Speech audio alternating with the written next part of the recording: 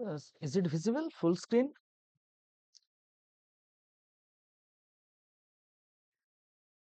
Okay, so let's start. So good evening to all. So this is the fourth class of doubt clearing session. And the course title is Characterization of Polymers, Elastomers and Composite, taught by Professor Shantanu Chattopadhyay. And here myself Samaresh Ghosh as a TS student. So today we will discuss about spectroscopy. So starting from uh, basic definition of spectroscopy, we will go through one by one. That is, what is molecular spectroscopy, then what is the region of electromagnetic spectrum, different electromagnetic uh, wave, the origin of electromagnetic spectra, and then the working principle of spectrometer. And then we will discuss about what is the definition of emission and absorption spectra. So there are basically two types of spectra. One is absorption and another one is emission. And then we will discuss also the Lambert-Beer's law, signal to noise ratio, and other things like spectral broadening. So today we will basically discuss about UV spectroscopy, and then we will discuss infrared spectroscopy. So first of all, we should know that what does the term spectroscopy mean. So this is basically the light and matter interaction. So the science that deals with the interaction of various types of radiation with matter, that is called the spectroscopy. And spectrometry and spectrometric methods refers to, so what we did actually in spectroscopy, we measure some intensity of radiation through photoelectric transducer or other electronic device when it is interacting with light. So with light, matter is interacting, and then we are getting some radiation from the matter, and we are measuring the intensity of that specific radiation, and accordingly we are uh, characterizing different characteristic of that specific matter. So broadly we can categorize in 6 different spectroscopic technique. So first one is the UV visible.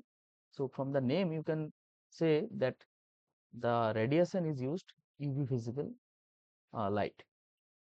The next one is FTIR, then Raman, then Fourier transformed NMR, X-ray spectroscopy or XPS, and XRD, that is X-ray crystallography. And from different technique we will get different characteristic, or we can uh, probe different structural and basically structural property of matter. So through UV-Vis, this is a quantitative analysis. From FTIR, we can confirm what are the different functional groups present on a material. From Raman, we can analyze different functional group, or we can quantify that what is the amount of specific functional group present. From NMR, where the radiation is used radio wave, and you know that from NMR we are actually determine the structure of any molecule. From XPS, that is used for the element analysis, that how much percentage of nitrogen or oxygen or other different element present on a specific sample. And the radiation is used X-ray, and XRD is basically the 3D structure analysis. You already know that uh, XRD is used to determine different uh, unit cell structure or 3D structure. Now here I have mentioned different terms, those are commonly used in any spectroscopy. So first one is frequency. So that is called that number of oscillations of the field that occur per unit time, basically per second. That is called frequency. What is the wavelength? You know that the linear distance between two equivalent point on successive wave, that is called the wavelength. The next is the velocity of propagation. So frequency in cycles per second into wavelength is the velocity of the propagation, and that wave number, that is nothing but the reciprocal of the wavelength, and the unit is obviously centimeter inverse. So these are the common term usually used in any spectroscopy, and you will get the spectrum where you will plot different this parameter versus intensity or something. Now, what is the electromagnetic spectrum? So, this is the combination of different radiation. Those have different wavelength or wave number. So,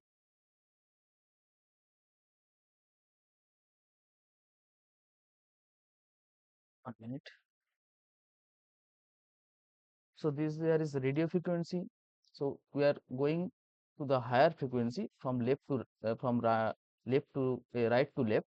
So, first one is the radio frequency that has the lowest frequency but highest wavelength. So, that is actually frequency and wavelength is vice versa. Reciprocal of the frequency is wavelength because of hc E equal to hc by lambda or h nu.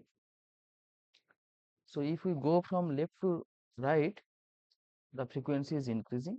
So, the lowest frequency is radio, then microwave, then infrared, then visible, then UV, and then X-ray and gamma ray. Now, these different electromagnetic radiation are used for different spectroscopic technique. For example, in case of NMR, we use the radio wave. In case of FTIR analysis, we use IR radiation. In case of UV, we are using UV. And in case of XPS or XRD, we use X-ray as a source of uh, energy, that is used X-ray as a electromagnetic radiation, and they have their different energy based on the frequency. Now, what is electromagnetic wave? So, it is nothing but a oscillating wave that has two components. One is the electric field, another is the magnetic field, and those two fields are directing in a perpendicular direction.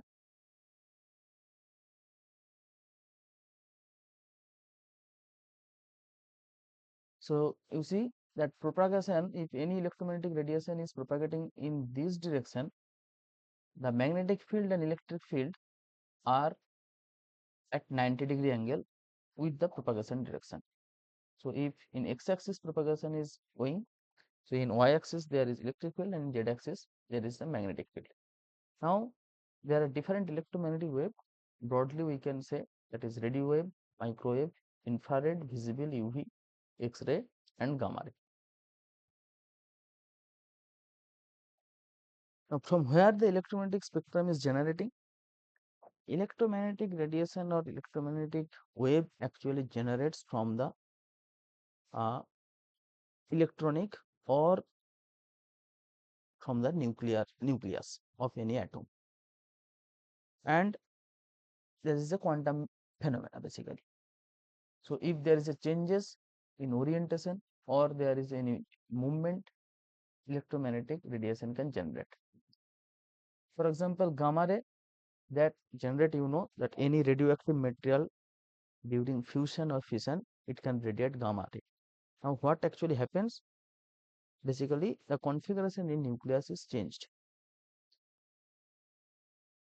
In case of X-ray, when X-ray is radiating, there is a changes in the distribution of electron in different orbits of any atom is changing. For example, if some electron is coming from the higher state to lower state, so the excess energy that atom can release via X-ray. For example, in case of infrared, that is basically changes in configuration. So, it may be vibration, it may be rotation, it may be translation. So, what exactly it means? That because of the movement or because of changes in configuration or orientation, then there is a release of some energy or absorbance of some energy that is equivalent to that much energy corresponding to different electromagnetic wave. Understand? If you have any doubt, you may ask me that how the actual electromagnetic wave generate. Any electromagnetic wave generating from the electronic configuration change or nuclear configuration in nucleus is changing. In that way, the electromagnetic wave will generate, And now what electromagnetic wave will generate? That depends on that how much energy is required to uh, change any configuration or orientation. Based on that, that specific electromagnetic wave will generate. If it is there is a requirement of high energy, for example, in case of fission, you know that very high energy you need. In that case, gamma ray will generate. And as the gamma ray has the highest frequencies, obviously gamma ray has the highest energy. Okay. So here it is suggesting that these are the primary reason from where the electromagnetic wave are generating. So first is the electronic spin.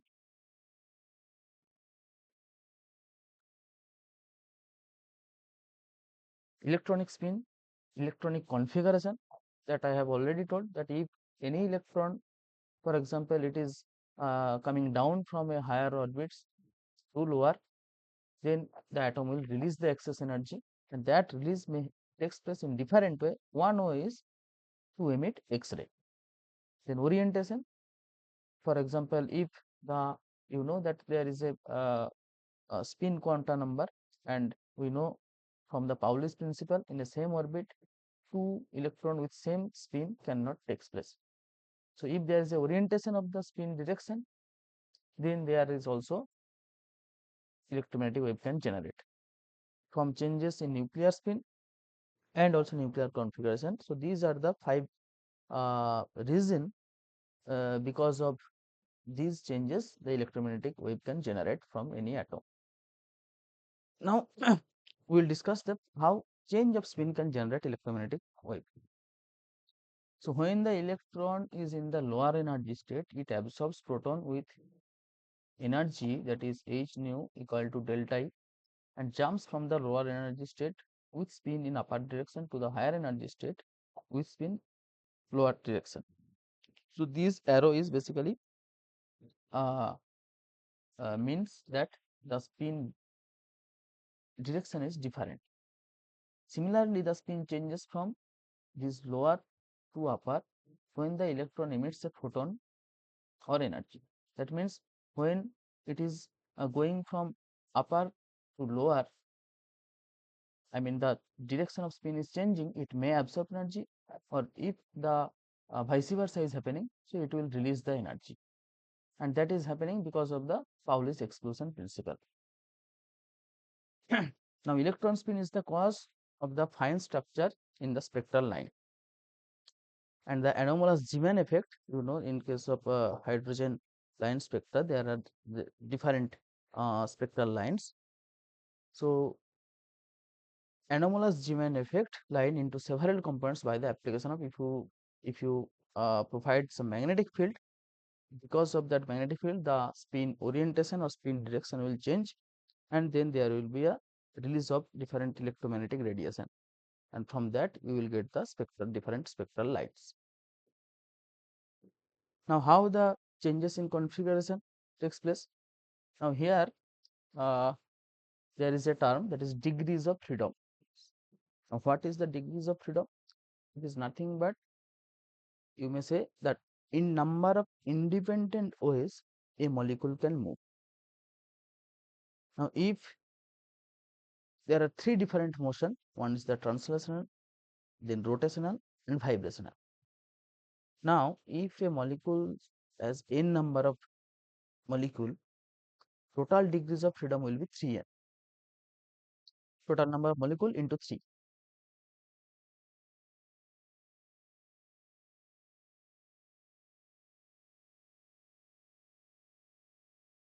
So translation degrees of freedom will be always 3 in x-axis, in y-axis and in z-axis. Now in case of rotational, there is two possibility. If the molecule has linear structure, the degrees of freedom will be 2, and if it is non-linear, the degrees of freedom will be 3. So after translational and rotational, there is remaining the vibrational degrees of freedom.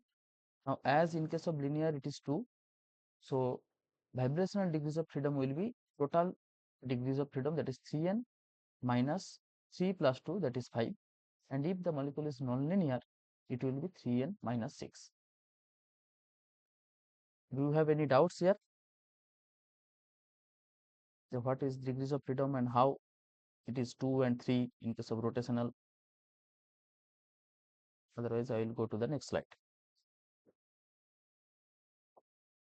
Now, this is basically the degree because of changes in this configuration, the molecule will interact with different magnetic wave. I will discuss this later. So this is the symmetrical stretching. For example, if you say it is the water molecule, so this is oxygen, this is hydrogen and hydrogen. So there is a stretching from one wedge bond. It may be contraction in one and another in direction it is stretching. Based on that, there is different term. Now, from the changes of orientation, how electromagnetic spectrum generate. Now, changes of orientation refers to the changes in the dipole during the rotational or vibrational motion. Now, what is dipole? Dipole is the characteristic of any polar molecule. Now, since dipole moment is a vector quantity, so it will change with that changes in direction. Now, the molecule gives a rotational spectrum only if it has a permanent dipole moment. That means the molecule must be in polar nature, then it will give that rotational spectrum or it will interact with the specific electromagnetic wave. Now, homonuclear diatomic molecule, for example, hydrogen, oxygen, nitrogen, those are non-polar, they have no dipole moment. So, it will not change, I mean dipole moment will not change during rotation. Hence, no interaction with the radiation. Thus, homonuclear diatomic molecules are microwave inactive. So, what actually it means that the energy of microwave is equivalent to the energy required for the rotation of any molecule. Now, if the molecule is not polar, so that dipole moment will not change if it is rotating. Now, since it is the energy is not changing, so there will be no question of resonance with the microwave light. Resonance means it's matching. Now, in terms of heteronuclear molecule, what happen? For example, HCl, since there is two different atom and they have different electronegativity,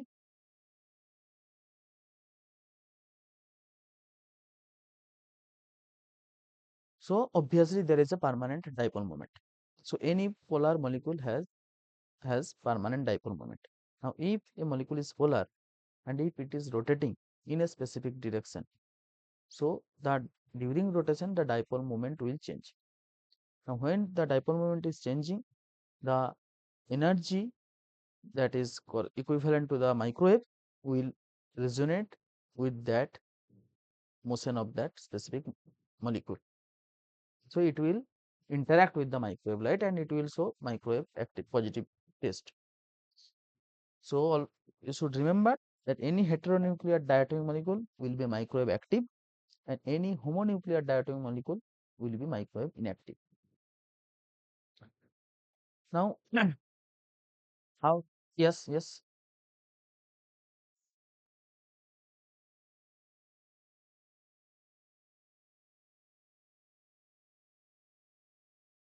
yes.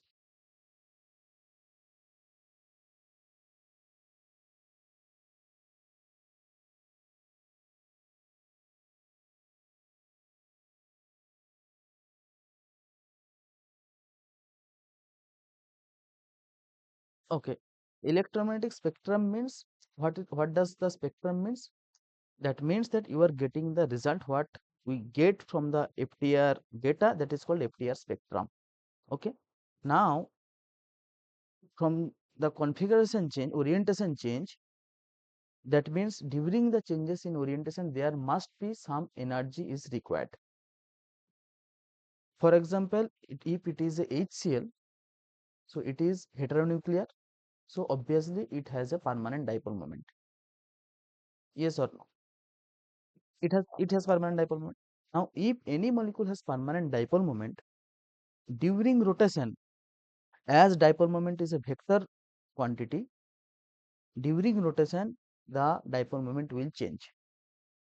Now, to for that change, what is the requirement of energy will be equivalent to the energy of microwave. So when you are providing some microwave, so it will initiate the rotation of that molecule. In that way it is interacting. So then you will get that result. If it is not interacting, you will not get result. For example, you are providing microwave to oxygen, it will not change the dipole moment because it has not a permanent dipole moment, and the energy required to change the dipole moment, that is equivalent to microwave, but it will not interact because it has no dipole moment. For example, H2O, it is polar, it has dipole moment. Now if you excite with the electromagnetic wave, in case of microwave you are providing microwave, so that much energy will change the rotational of that H2O molecule. So in that way actually it is interacting with the microwave. Now when it is interacting, so after interacting, what you are getting, that is the spectrum. Is it clear? Okay.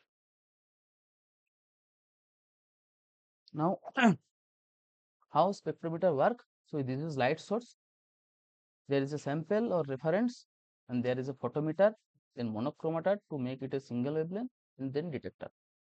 So that is a very simple demonstration. Now there is two different type of spectroscopy.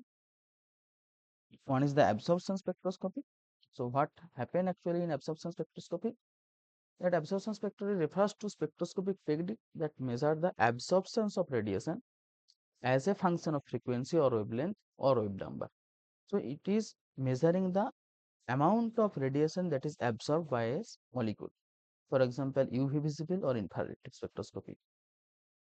So in case of UV, we will discuss later. You are uh, you are providing UV ray, and molecule will absorb that UV ray based on different transition, obviously, and you will get result ultimately, that what radiation it is absorbing, how much radiation is absorbing. And in case of emission spectroscopy, you are studying the emitted light when a matter is interacting with the electromagnetic wave. So in case of absorption, you are dealing with the absorbed light. In case of emission, you are dealing with the emitted light.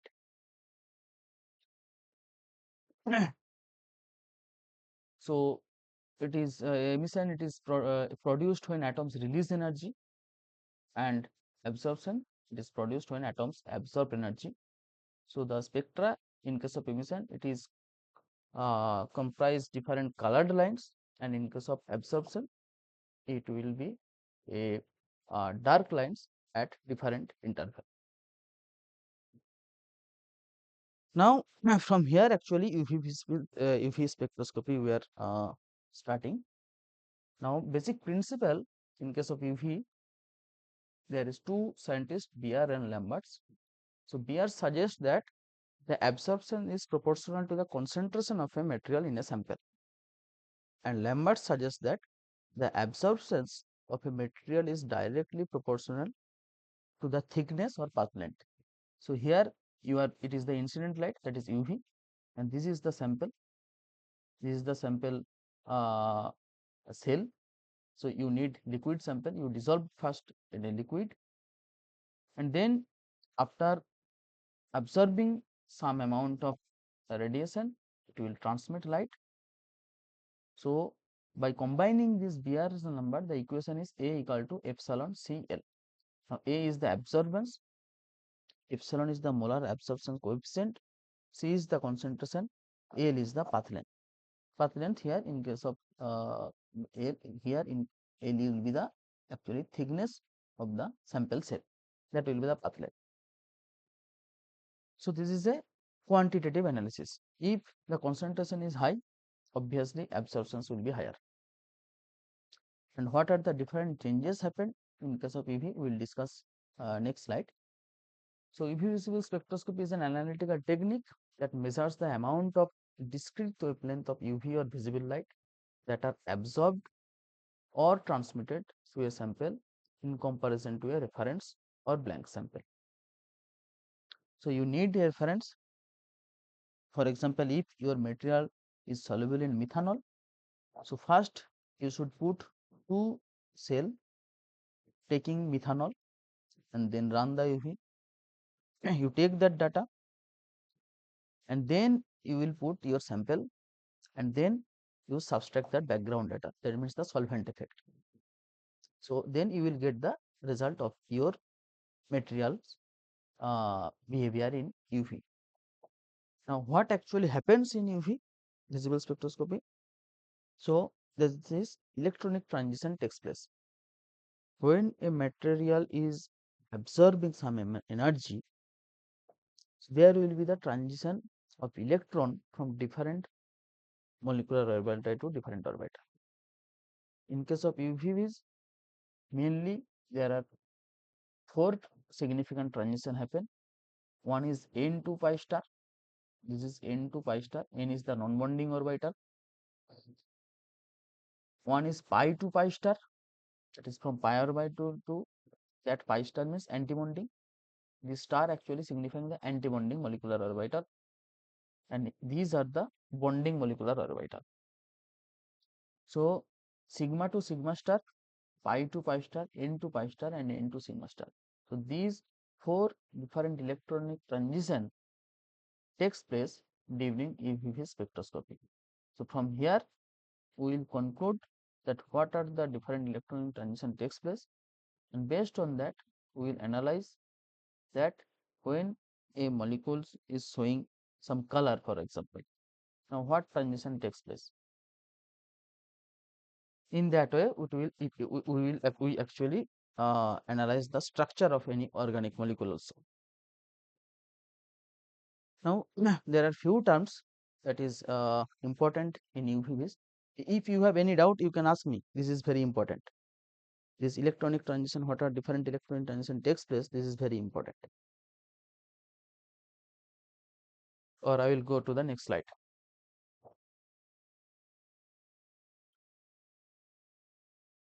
Pi to sigma star transition actually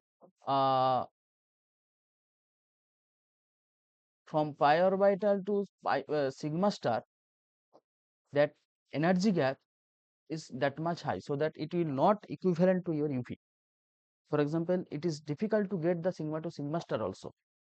The energy gap in between sigma to sigma star and the energy of an UV light, that it is not almost equivalent to your UV light. So it is difficult to get the sigma to sigma star from the UV spectroscopy.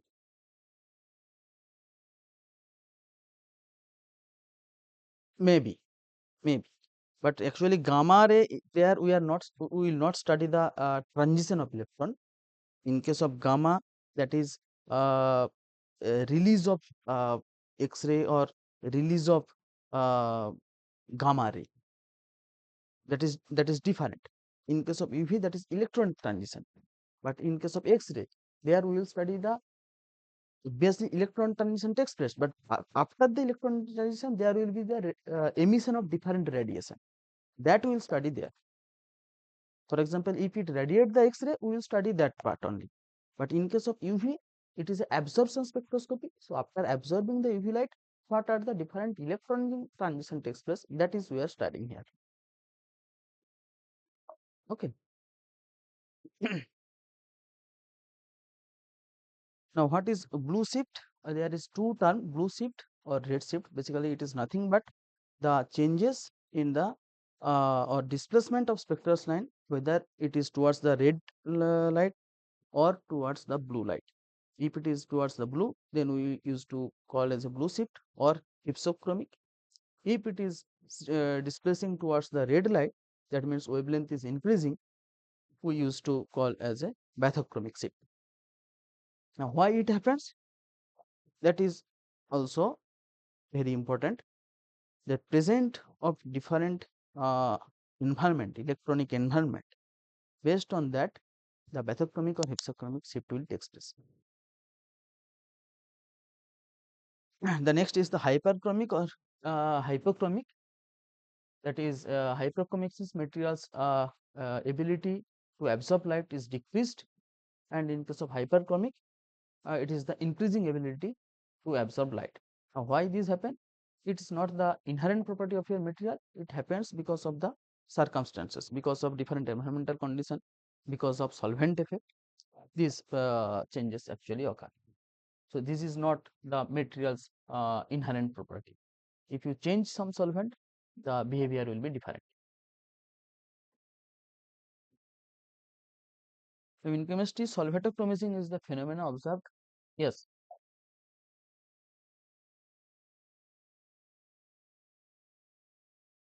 yes. For example, if your material is soluble in both DMSO and methanol, so the intensity of that UV spectrum will be different in two different solvent, because it may interact with methanol through hydrogen bonding if your material has that property. But in case of DMSO, that hydrogen bonding effect will be reduced. So in that way, actually, sometimes it may increase the ability of absorbing light, UV light, or it may decrease the ability of the absorbing UV light.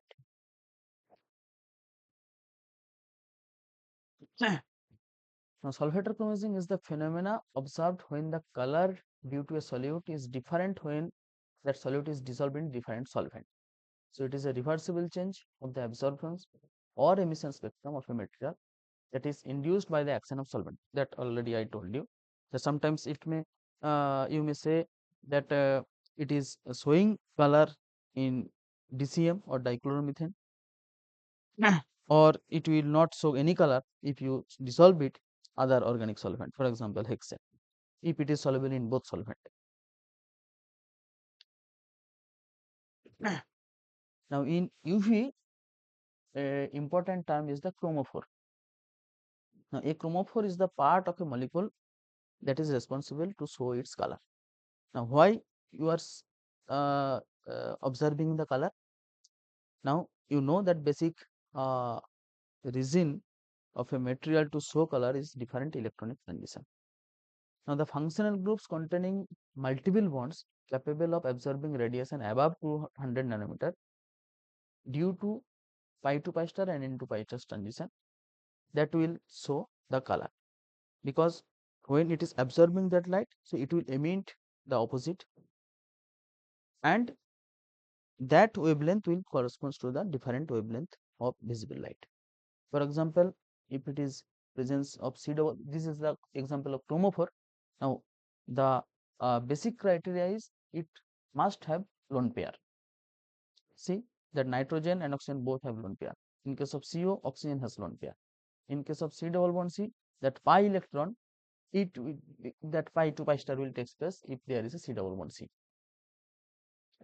So these are the example of chromophore, and if they are present, your molecule must show UV spectra, and it will be actually UV active. Now, what is oxochrome? An oxochrome is a functional group. So it is oxochrome. What is oxochrome? It will not show any color by itself, but it will uh, uh, enhance the ability of a chromophore to absorb light. It will not show directly. It cannot directly absorb light, but it will enhance the absorption of any chromophore. So oxochrome is a functional group of atom attached to a chromophore, which modifies the ability of the chromophore. Now, how it is modifying? Because it will change the electronic environment of that specific bond, and obviously that will alter the wavelength or intensity of the absorption. The functional group with non-bonding electron, for example hydroxyl, that does not absorb radiation in near UV region, but when attached to chromophore alter the wavelength and intensity of the absorption. There is benzene, the lambda max is 255 nanometer. Phenol, there is a presence of hydroxyl. See, from benzene to phenol, there is a changes in the lambda max. If it is aniline, the NH2, it is much more electron donating. So again, lambda max will be increased to 280 nanometer. So what you should know that the inductive, or whether it has a plus R effect, or it has minus I or minus R. Based on that, the electronic environment will change surrounding a chromophore, and it will change the intensity of the absorbed light. Anybody have any doubt?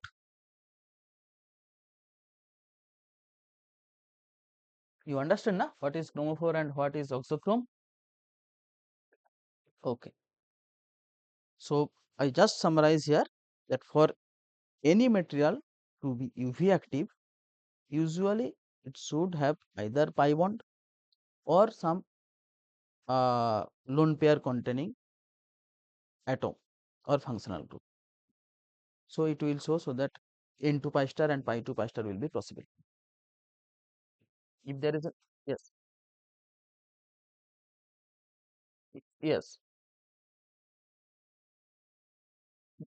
there yes, there will be both. There will be pi 2 pi star and also N2 pi star, because there is lone pair also, and there is whenever there is a pi, obviously there must be pi star, because bonding and entangling must be there. From the MO theory, when the valence orbital are forming the molecular orbital, so it will form a bonding molecular orbital, and vice versa. There will be also anti-bonding molecular orbital. Now, when there is a pi, must be there is a pi star also, and when there is a lone pair, so there is another chance N2 pi star. Understand? Okay. Now, here we'll discuss the basic instrumentation in UV. So there is a source of radiation from where the UV light will generate. Then collimating system to make the parallel different radiation to make its parallel. Then monochromator, sample holder, detector, amplifier, and readout device.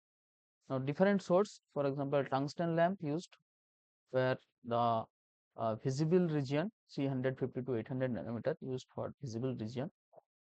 Deuterium lamp used for the ultraviolet region from 160 to 350 nanometer. So excited D2 will dissociate to give, there is a different mechanism to generate the UV light basically. Now, signal to noise ratio is important.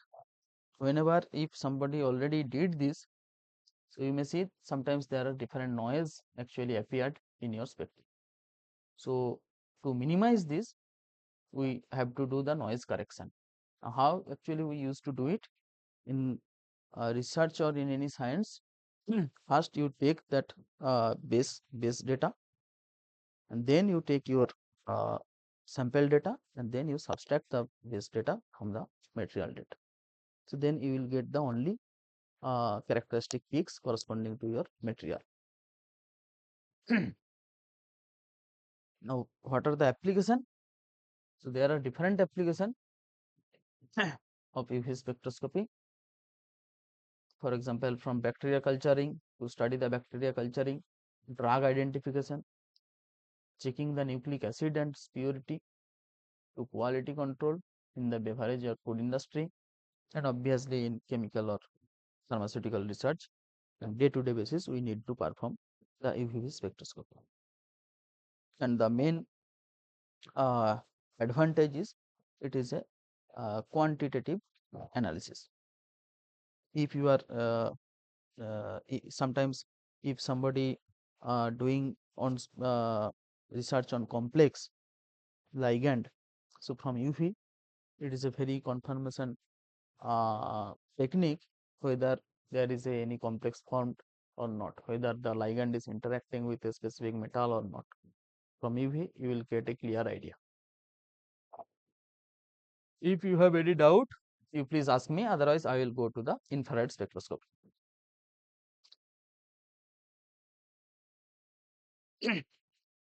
You understand why we should go for the UV-Vis, and why actually any material so UV-Vis I mean interact with the UV light. What is the basic criteria? Yes,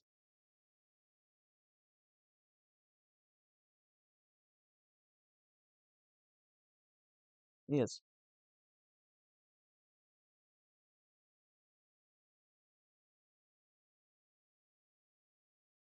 yes,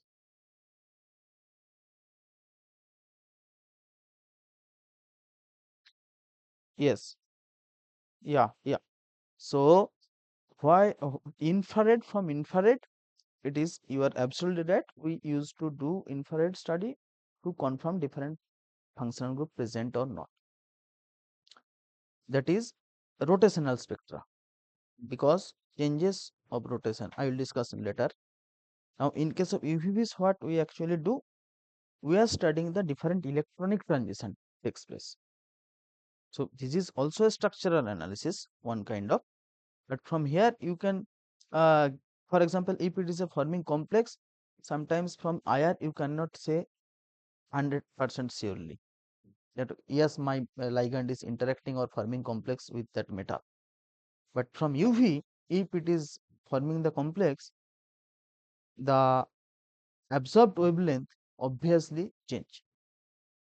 If in ligand, for example, uh, there is a NH2 or OH, so that N2 pi star in case of pure ligand, for example, it is showing the absorbed peak around 240 nanometer, and when you are forming a complex, so that means that nitrogen lone pair is now bonded with the metal. So N2 pi star energy gap now increased, because already that is engaged with the bonding with metal. So that 250 will be obviously right shifted, or it may diminish also. If the 100% your ligand is engaged in complex formation, you will not get N2 pi star data. So in that way, UV is very much important. But from FTR you may get, that is very preliminary analysis FTR.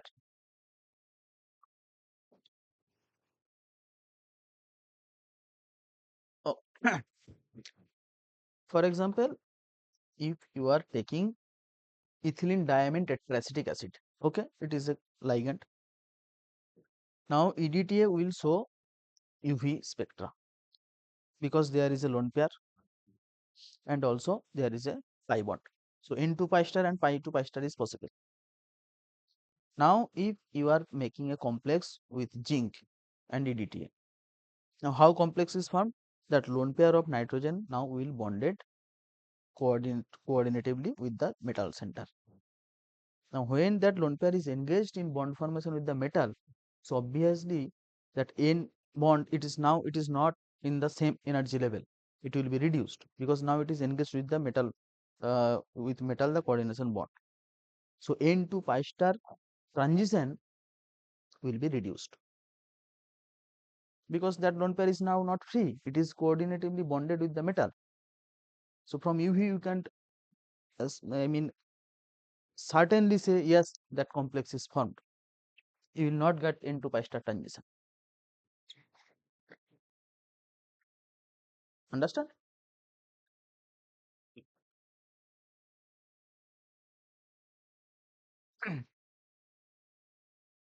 Now what is infrared spectroscopy? Infrared spectroscopy means you are yes,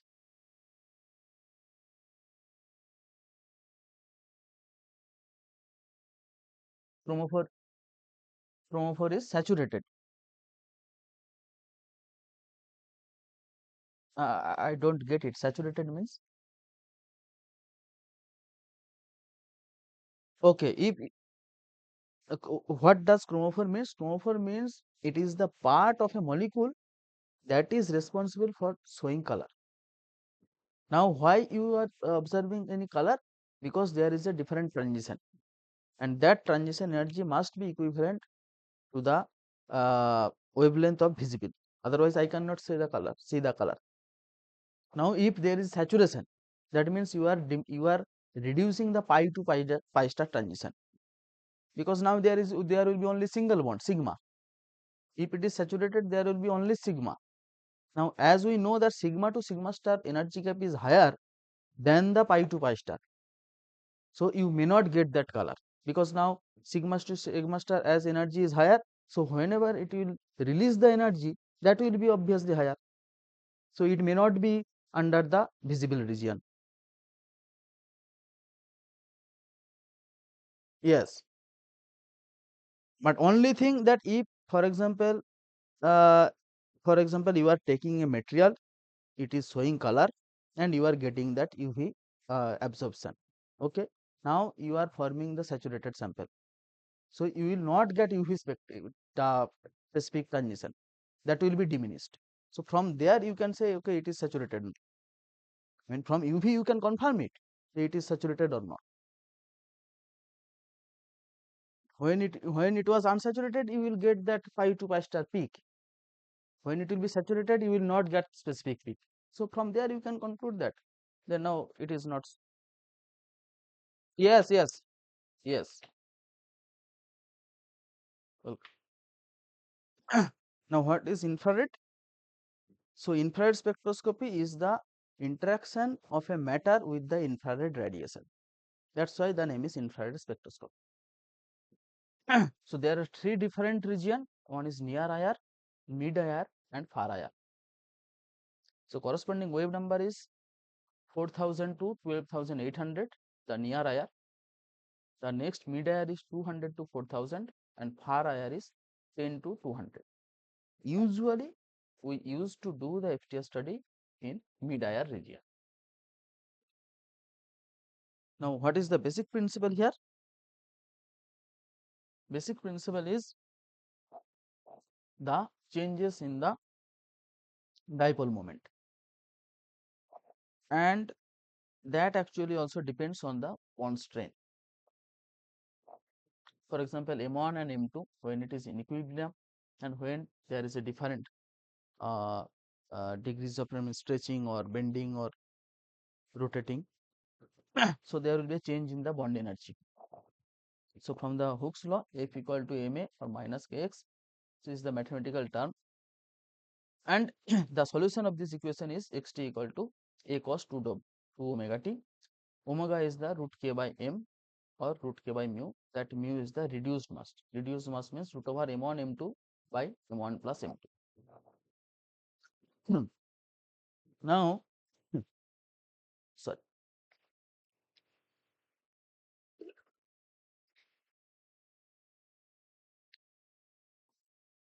Now, infrared is the vibrational spectrum. So, the absorbed energy is also quantized, and based on the absorbed energy, the if we assume the model to study this is the simple harmonic oscillator model, SHO model. So a simple harmonic oscillator is a mechanical system consisting of a point mass connected to a massless spring. The mass is under action of a restoring force proportional to the displacement of the particle from its equilibrium position, and the force constant F is the or K of the spring. Now, if we assume this is the spring, for example, M1 and M2, these are the two atoms, and in between there is a bond. Now, if you assume it as a spring that is attached with two masses, when you are stretching it, so there will be the changes in the force or the bond strength, bond energy between the two atoms will change. Now, what is the energy? From the mathematical calculation, you will get delta equal to h nu, and from here you will get h by 2 pi root over k by mu. Mu is the reduced mass. Reduced mass means that is root over m1 m2 by m1 plus m. Now, what is the anharmonic oscillator? That is the harmonic SHO is for ideal case, but in case of anharmonic oscillator, that is not oscillating in a harmonic way, where the system can be approximated to a harmonic oscillator motion. A body that is being exerted by a restoring force proportional to its displacement from its equilibrium position. So, this is the equilibrium position. Then you are fixing one position and you are stretching it from the another direction, and the energy will increase. Now, the anharborsity can be calculated using perturbation theory, that is quantum mechanical phenomena, and is a method of continuously improving previously obtained approximate solution with SHO model to a problem, and it's important and general method for finding approximate solution to the Schrodinger equation. So, these are the two to determine the bond energy and how the bond energy will change during the different molecular motion. Now, what are the different types of vibration? One is the in plane and there is the out of plane. If, for example, if let us say it is a water molecule, so this is oxygen, this is hydrogen, and this is hydrogen. One option is symmetrical vibration. That means both OH and OH are vibrating in the same direction. The next one is asymmetric. For example, in one direction you are stretching and in another direction you are contracting it. But this is in plane. Now, if it is out of plane, so there are four different ways that molecule, it, triatomic molecule basically, four different way it can vibrate. One is rocking, that is it is in a clockwise direction. Scissoring, one is clockwise, another one is anti-clockwise. Then twisting, one is going upward, another one is going downward. And wagging, both are upward or downward. So these four are the out of plane vibration, these two are the in plane vibration.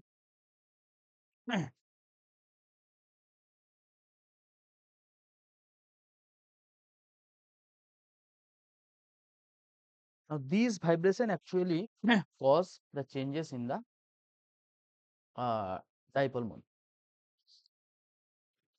So here there is another example. There is showing a different vibration. So total 6 different vibration. 2 are in plane and 4 are out of plane. Now, in order to be IR active, a vibration must cause a change in the dipole moment of the molecule. For example, a linear molecule, carbon monoxide and iodine chloride absorb IR radiation, where hydrogen, nitrogen or chlorine, that is homonuclear diatomic molecule, will not absorb IR radiation. The main funda, that is, for any molecule to absorb or emit energy, as it is a quantized energy and quantum mechanical phenomena, so there must be a resonance. If it is the electronic transition or whatever it is, the energy is quantized, that is H nu. If that quantized energy you are providing, it will interact, otherwise it will not interact. If it is greater than that, it will not interact. If it is lesser than that, again it will not interact. This is the basic concept of spectroscopy. Yes, your voice is breaking.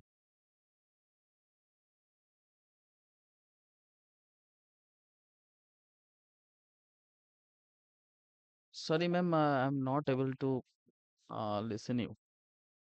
Your voice is breaking. You may put in the message text, then I can answer.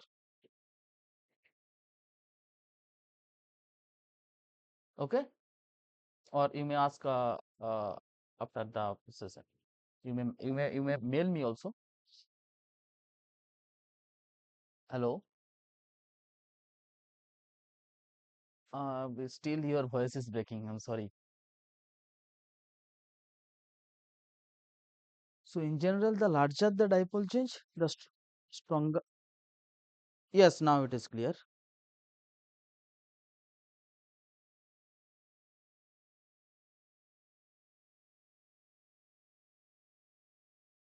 In quantum, the first concept proposed by Planck is that any electron, it cannot take a, I mean, it can absorb energy or it can take energy a certain value.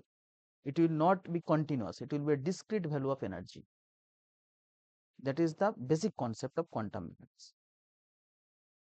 A photon can absorb or can take a discrete amount of energy. It will release also discrete amount of energy. It will not release a continuous energy. For example, if you are going from ground floor to second floor, you are coming through stairs. Now, in between stairs, there is gap, na? So it is not continuous. If you think in that way, that if you are coming through stairs, so from one stair to second stair, there is a gap. It is not continuous, it is discrete. For example, total there are 50 steps and there is 50 stairs. So it is not continuous. From after one, you are going to the second step. It's not 1.5 or 1.2. In that way, it is the discrete amount of energy can take. Now, similarly, as spectroscopy is a quantum mechanical phenomena interacting with radiation or electromagnetic wave, so discrete amount of energy it can absorb or discrete amount of energy it can release. Now, that much energy is will be equivalent to h nu corresponding to different uh, wavelength or different frequency of different light. For example, it is absorbing UV and it is releasing something energy, that wave number is corresponding to visible. So, in that way you will get different color or something else. But if the energy gap is for example E equal to h nu, so that is, for example, you are say you mean that 4 kilocalorie. So, whatever the light those have 4 kilocalorie energy, that specific light only will interact with that matter. If it is 5 kilocalorie, it will not interact. If it is 3, it will not interact. Is it clear? Sorry. Okay. The main thing is, as quantum energy is quantized, that means discrete. So, discrete amount of energy it can absorb. If it is greater than or less than, it will not interact with. That is why the IR active means it is interacting with IR light. It will not interact with microwave. It will not interact with visible, because that specific changes of orientation of specific bond, whatever the energy required for that changes, that will match only your IR. If it is not matching, it will not interact. That is the fundamental concept. Now, what are the different factors that influence the IR absorption frequency? So, first one is the mass. So, as here, that is that delta E is uh, reciprocal to the reduced mass and proportional to the bond uh, constant. So, from any bond you can at least guess that what will be the wave number. For example, if it is a when here it will be clear. For example, mass. So, it is reciprocal to the reduced mass. So, when it is increasing, for example, there is CH, CC and CO. So, CH is 3000 centimeter inverse. When the mass is increasing, it is 1200, it is 1100, because it is in denominator. When the strength of any bond is increased, for example, C triple bond C, it will get a peak at 2150. I will show later the what FTIR spectrums looks like. C double bond C usually appeared at 1650 centimeter inverse, and CC, that is carbon, single bond carbon, 1200 centimeter inverse.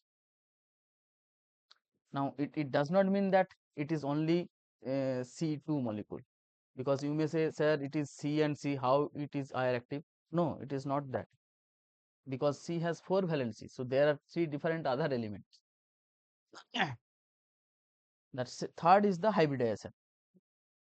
So, bonds are stronger in the order of sp greater than sp2 and sp3, because higher the s character, higher will be the strength of bond. And if the bond strength is higher, so obviously we will get at higher wave number. This is the general different table of different bond with hydrogen, what actually frequency we will observe or wave number.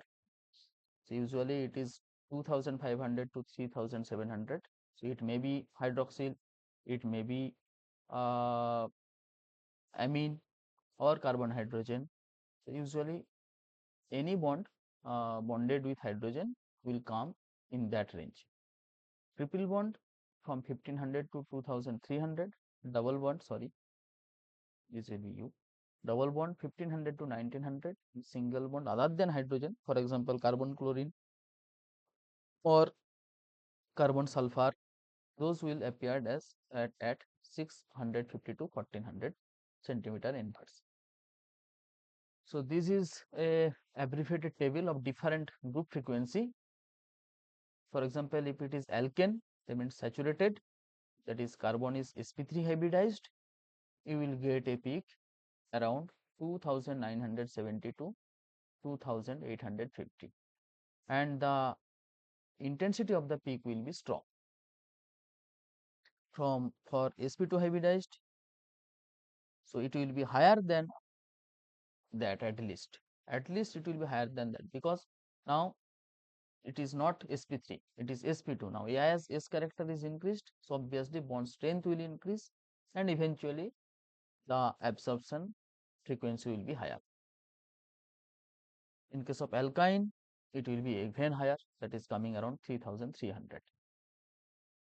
Now why FTIR is important? Because to determine different functional group present. So you will get, if there is a presence of hydroxyl, you will get a peak around 3600 centimeter inverse. If there is a cyano or amine, you will get a peak around 1400 or 1360 centimeter inverse. If there is a aldehyde or ketone or ester, you will get peak around 1690 to 1760. Now based on different electronic environment present, the peak position will change. For example, it is acetone, ketone, it is CH3COCH3, the peak will actually appear at 1720 centimeter inverse. Now if there is a acid group, there is also cis double bond O and there is OH, so it will change. If there is this acyl chloride, that is CO, with that there is a halogen, so that C double bond O peak will displaced. Now this is very important. What is the fingerprint region? Fingerprint region actually refers to the region from 400 to 1300 centimeter inverse. The vibrational frequency are affected by the entire molecule, as the broader range for group absorption in the figure below is the fingerprint region. So this is 400 to 1300 is the fingerprint region. So absorption in this region is the characteristic of any molecule as a whole. So this region finds widespread use for identification purpose by comparison with the library spectra. That means for any specific molecule, the fingerprint region will be the same. If there is a changes, fingerprint region obviously will change. So if you are modifying a material by functionalizing it, so obviously fingerprint region will change. If the fingerprint region is same, that means the modification is not takes place.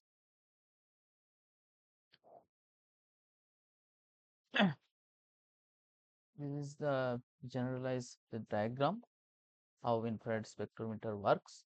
So there is a light source, the same reference or sample, photometer, monochromator and detector. Now what is the fundamental or main use of IR spectroscopy? So to determine molecular structure or geometry, to determine different functional group present, or monitoring trace gases, moisture content, analysis of fragments left at the scene of crime, quantitative determination of hydrocarbon on filters in air or in water. So usually preliminarily we used to do IR spectroscopy to check different functional group. So this is the main purpose for FTIR, and except that it has also different application. Now the advantage is it is very simple. So you put your sample, there is FTIR mode, there is ATR mode. For ATR you just put your sample on a diamond or zinc, I forgot another one, that is zinc and something. So that is attenuated transparent total reflectance, that is ATR mode. So whether it is liquid or powder or film, you just put your sample and you will get the data. But in case of FTR, first you have to prepare a KBR palette. I don't know whether anybody perform FTR or not. So first you have to prepare the KBR palette, that is transparent. Then you do the uh, you start the FTIR instrument. You get the base data of the KBR palette, and then you mix a very small amount of your sample with the KBR, and again prepare a palette, and then you do the same test. After that, you have to subtract the baseline, that is the KBR. Then you will get the ultimate data of your own material. So this is a characteristic or a ideal FTIR spectrum looks like. So in x-axis you should plot the wave number, and in y-axis this is transmittance. So you will get different peak. For example, if you are getting a peak around 1700, so you may say there may be presence of carbonyl group. If there is a presence of peak around 3000 centimeter inverse, so there is a chance of presence of CsP3H. If that is coming around 3600, that may be because of the hydroxy. And also based on different environment, for example, if there is a chance of hydrogen bonding, so that OH peak will be broadened. If that carbonyl takes part in hydrogen bonding, the peak position will not be exactly 1715, it may be 1750 or 1810. So this is the data of a organic molecule in FTIR. So before going to the question answer session, if you have any doubt, otherwise I have set few 3-4 questions. So before that, if you have any doubt, please ask me, because FTIR and UV, these are the very it's not very much costly instrument, but day to day basis in any research lab or scientific lab, they used to do that two analysis at very preliminary level. If you are getting the positive result, then further we used to go for element analysis or other structural analysis, because within 1 minute or 2 minutes you will get the FTIR or UV-Vis result.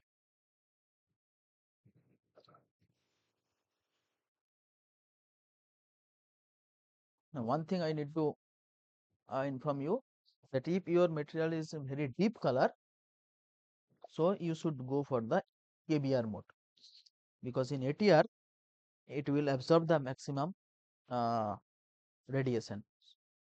So what the reflectance radiation will be very much low. So that's why if you have very deep colored compound or black color compound, you should go for the KBR mode.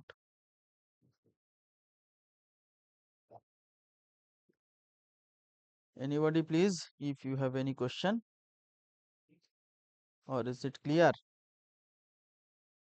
the basic principle and uh, theory of UV and FTR?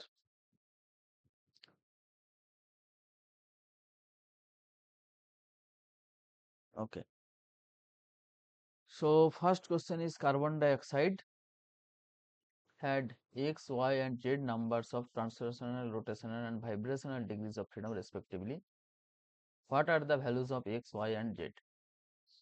If it is carbon dioxide, what will be the total values of translational degrees of freedom, rotational degrees of freedom and vibrational degrees of freedom?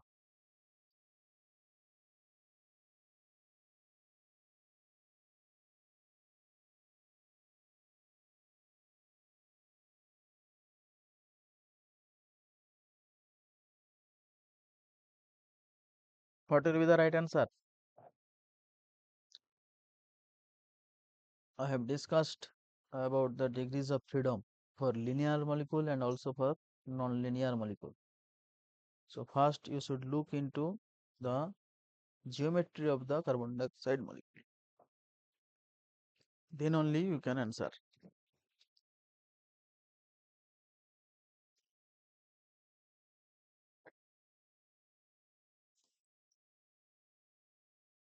Anybody please?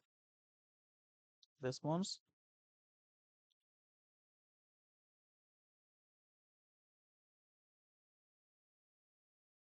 Whether I am audible or not?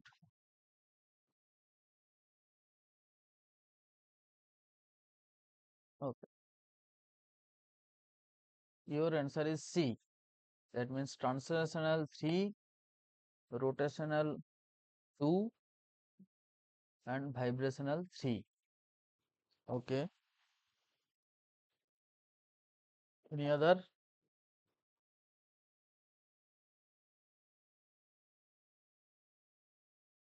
You don't need to memorize it. Just understand that translational means there will be the always 3. Why it is 3? Because it can move through x-axis, through y-axis, or through z-axis. It can independently move in three different axes, na? So always translational will be 3. Now whether rotational will be 2 or 3, that will depend on the geometry of the molecule. So if it is a linear, so rotational degrees of freedom will be 2, because if the degrees of freedom means number of independent way. If you look into that why it is 2, you will get the answer that why linear is showing 2. So carbon dioxide total number of atom is 3. Okay. Now total degrees of freedom will be 3 into 3. That means 9. Okay. Now translational, that will be 3. Rotational, since CO2 is linear, it will be 2. So 3 and 2, 5. Okay. So 9 minus 5, that will be 4.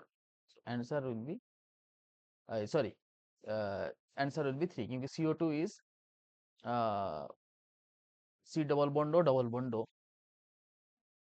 linear, but it maybe it is wrong, because that rotational will be 2, rotational will be 2, and Z equal to will be 4. Understand? Total atom is 3. Now total degrees of freedom will be 3 into 3, that is 9.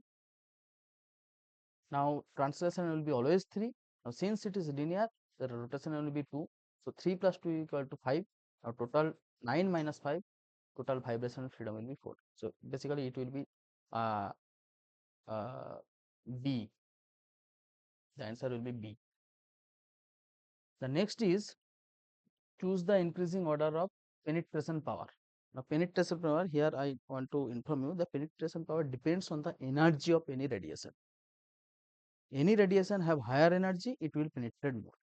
So now you should give the answer.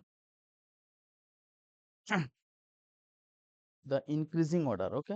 Okay.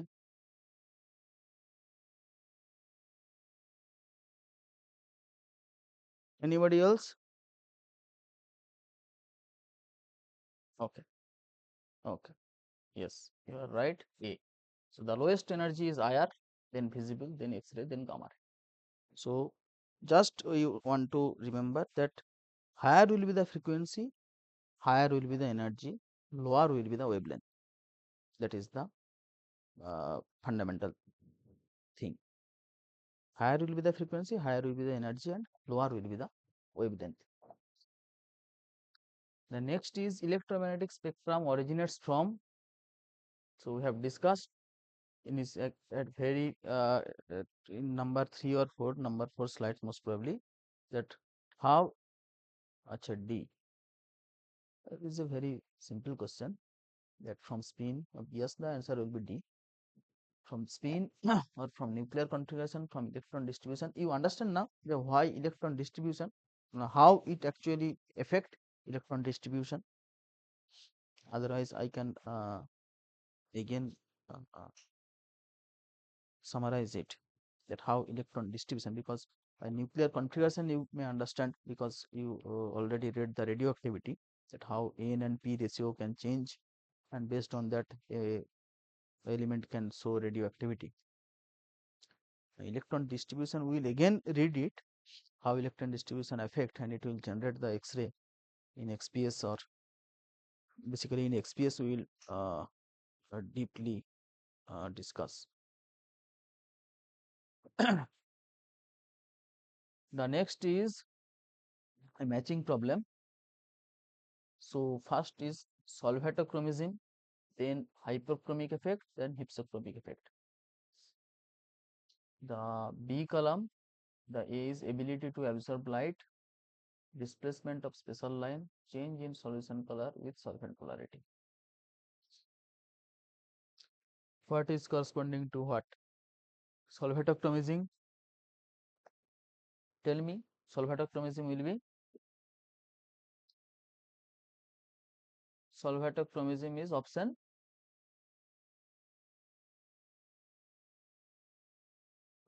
B. Okay, option B. D. Okay. Solvatochromism means change in solution color with solvent polarity. Okay. Hyperchromic, displacement of spectral line. Hypsochromic, ability to absorb light. Yes.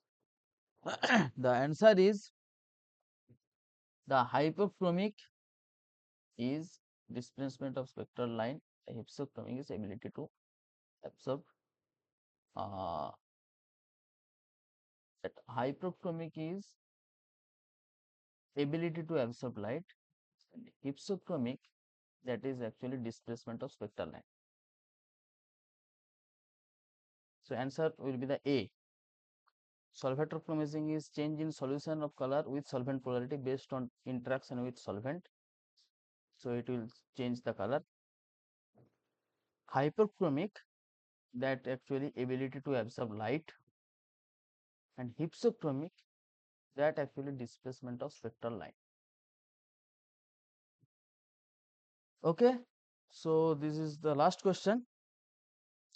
Whether you have any question or I will stop.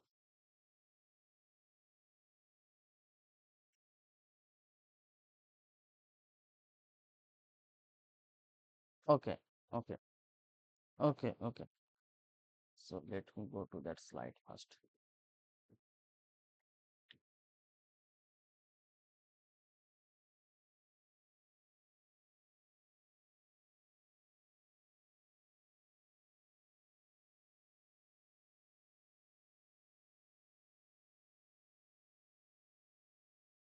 What? No issue. Electronic distribution means, for example, if your incident you are providing some incident light on a sample.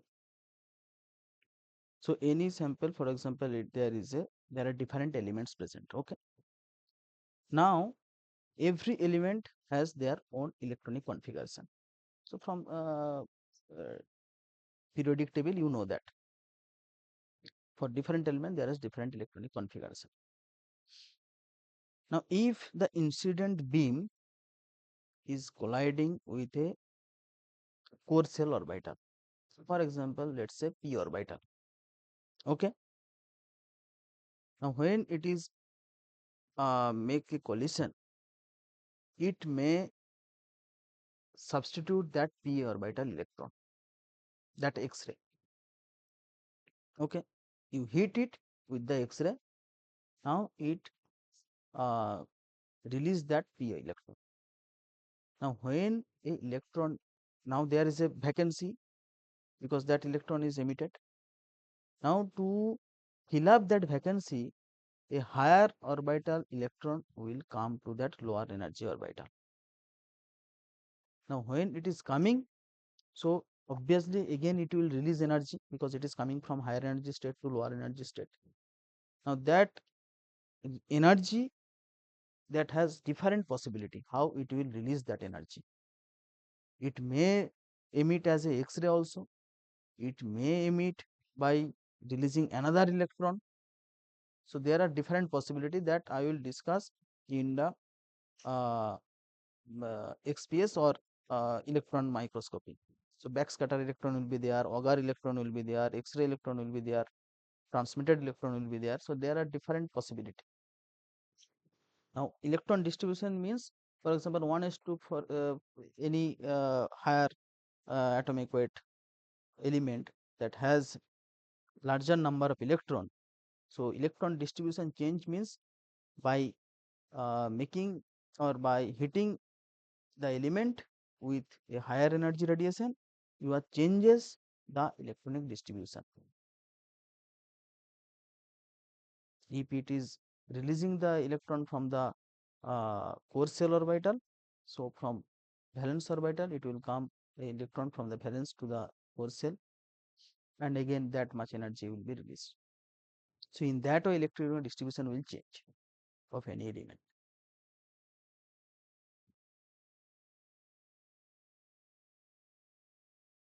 Okay, or it is not clear?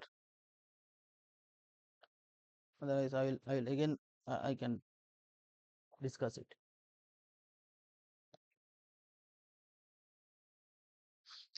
Itself the element will not change the distribution. When there is a source of energy, outer energy, with interacting that energy the electron distribution can change, and that specific electron will only take that much of energy. Any electron cannot take, with which the energy is resonating, that electron actually will interact. So in that way electron distribution will change.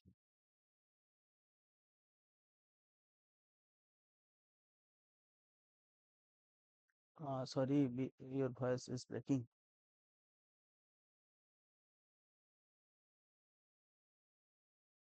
Is it clear?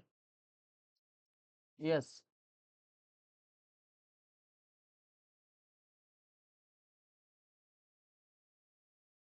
Hmm.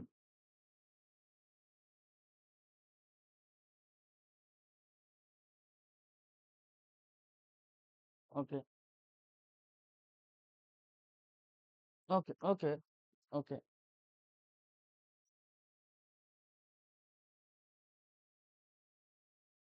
Okay. No issue. No issue. Actually,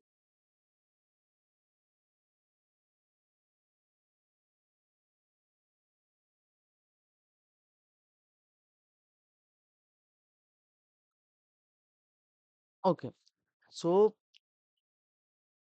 yes, for any organic molecule, you can go for UV, you can go for ion. Now, yes, yes,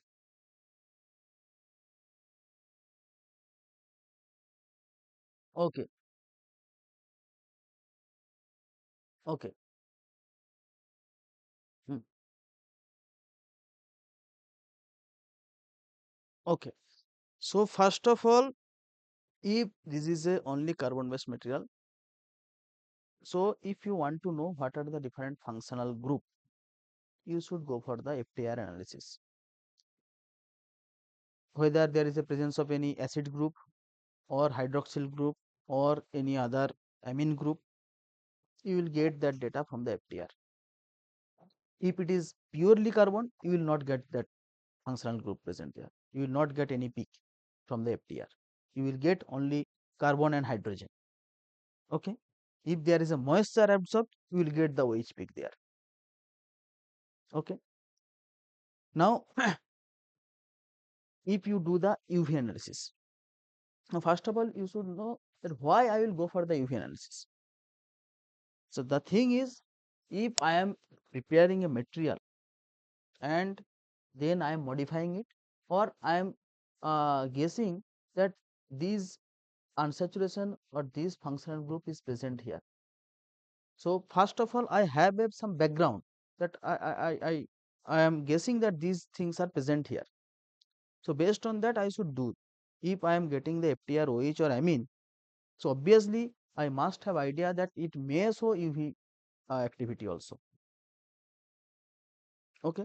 Now, if for your case, if it is absolutely charcoal and if there are functional group present, so you will get some peak in FTR.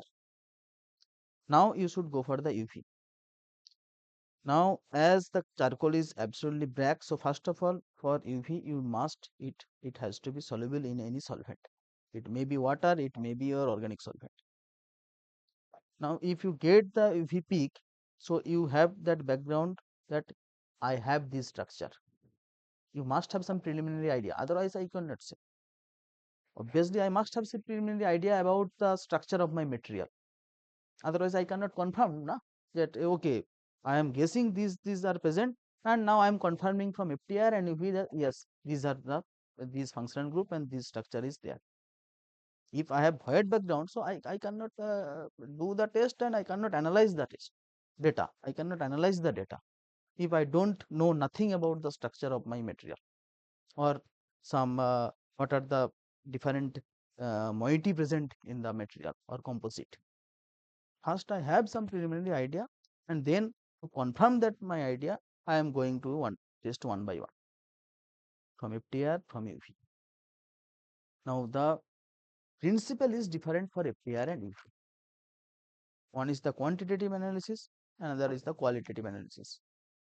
From UV, if the number of, for example, if there are lots of amine group, NH2 group, so there must be N to pi star transition.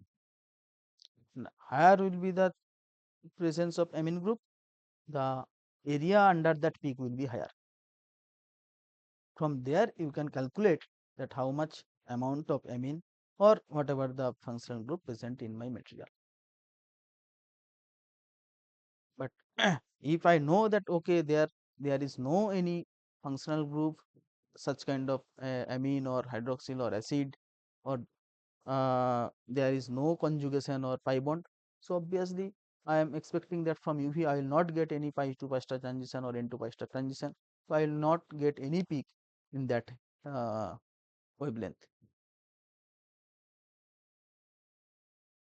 Is it clear, sir?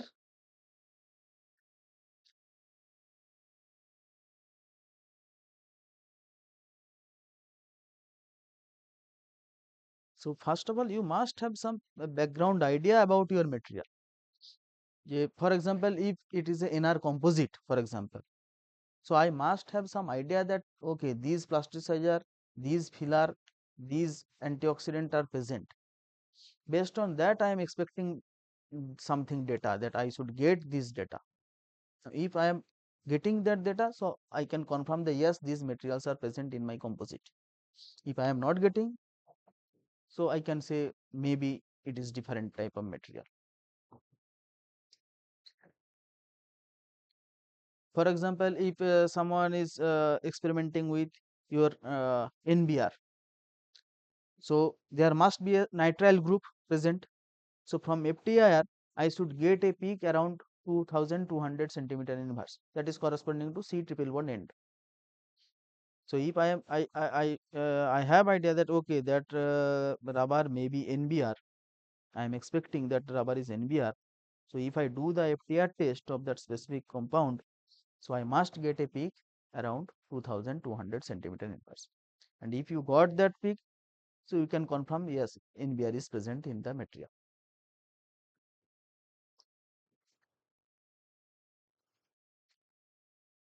Is it clear?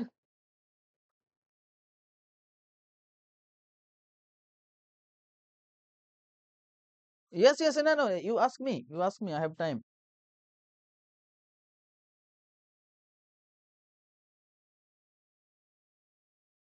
Yes. Okay.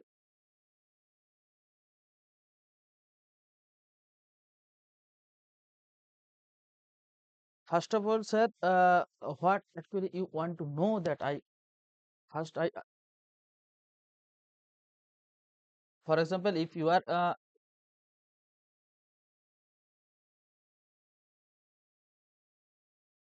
okay.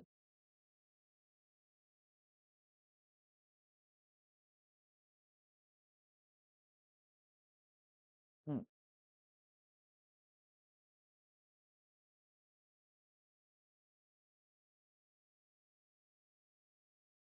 No issue.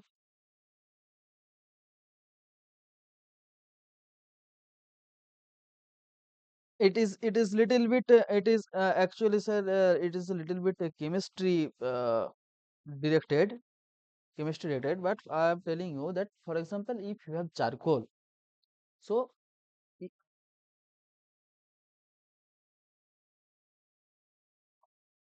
carbon. Okay, okay, yes.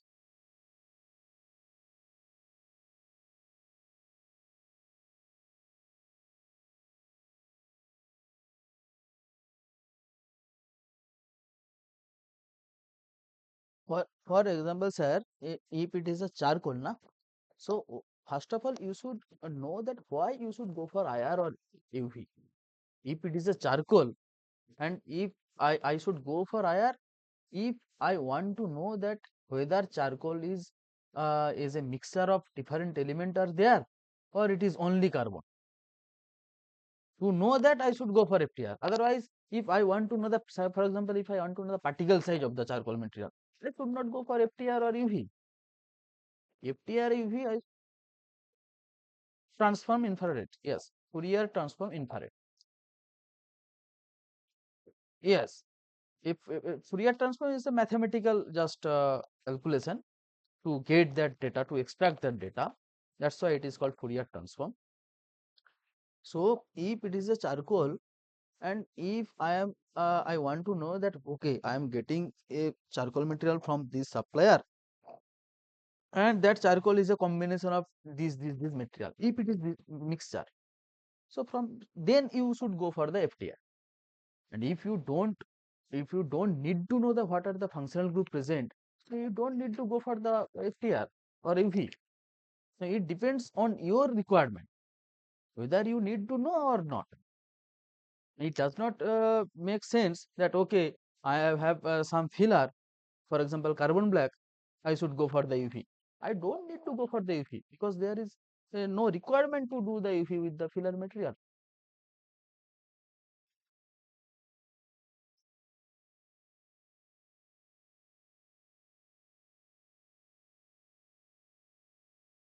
Okay.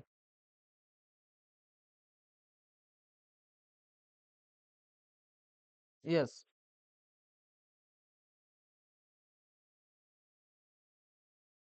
Yes.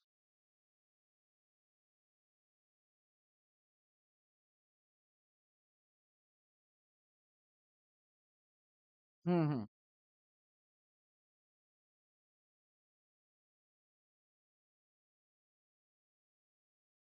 From electronic, sir, actually, if it is a charcoal material, na, so from electronic configuration, that means first you need to know that what are the different element present in your charcoal, whether it is a 100% carbon or there are others, for example, sulfur maybe there or other elements are there.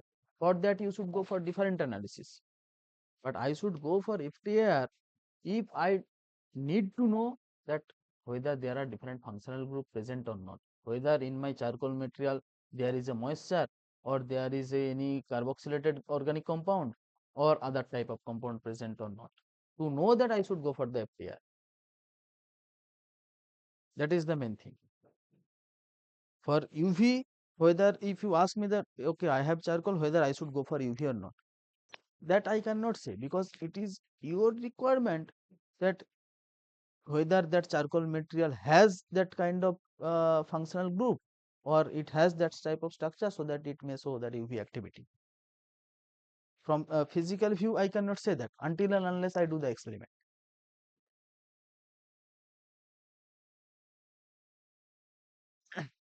Okay. I think now a little bit it is clear. No issue, sir. No issue, sir. You can message me. You can message me or mail me. I can suggest you some study material also so that you get it. Yes, yes. That is true. That is true. Today I discussed about the basic principle and basic theory behind the FTR and UV. And then, yes, no issue.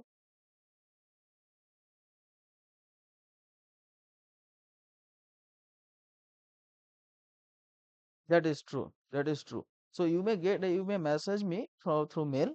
I will reply. Okay. Or anybody has any doubt? Someone was asking about electronic distribution. I don't know whether uh, she understand or not. So we'll again discuss about electron distribution in XPS and FSM.